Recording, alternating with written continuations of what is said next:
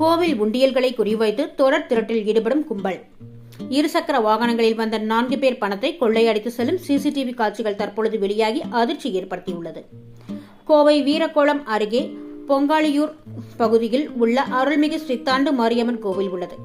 அங்கு இருசக்கர வாகனத்தில் வந்த 4 பேர் கோவிலில் வைக்கப்பட்டு உள்ள உண்டிகளை உடைத்து பணத்தை திருடி செல்லும் சிசிடிவி காட்சிகள் தற்பொழுது வெளியாகி அதிர்ச்சி ஏற்படுத்தியுள்ளது. கோவை பெங்காலையூர் சுற்று வட்டார பகுதியில் சுமார் 500க்கும் மேற்பட்ட குடியிருப்புகள் உள்ளன.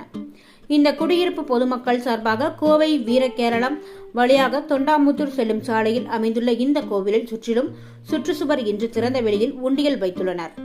இதை சாதகமாக பயன்படுத்திக் கொண்ட திருடர்கள் கோவிலை நோட்டமிட்டு உள்ளனர். இந்நிலையில் கோயில் உண்டிகளை உடைத்து அதில் இருந்த 50,000க்கும் மேற்பட்ட பணத்தை திருடி சென்றனர்.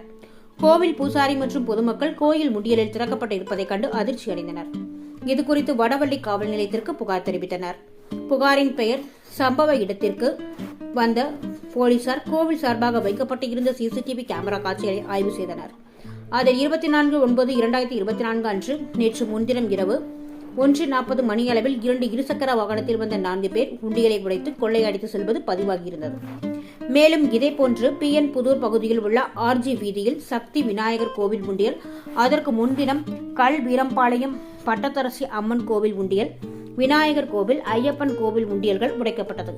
மேலும் லாலி ரோடு சங்கிலி கருப்பராயன் கோவில் உண்டியல் என தொடர் கோவில்களின் உண்டியல் உடைக்கப்பட்டு பணத்தை திருடி சென்ற சம்பவம் தொடர்ந்து அரங்கேறி வருகிறது. மேலும் தற்பொழுது கிடைத்துள்ள சிசிடிவி காட்சிகளை வைத்து தொடர்ந்து கோவில்களை குறிவைத்து திருடும் கும்பலை கோவை வடவள்ளி காவல்துறையினர் வழக்கு பதிவு செய்து விசாரணை நடத்தி தீவிர தேடுதல் வேட்டையில் ஈடுபட்டு வருகின்றனர்.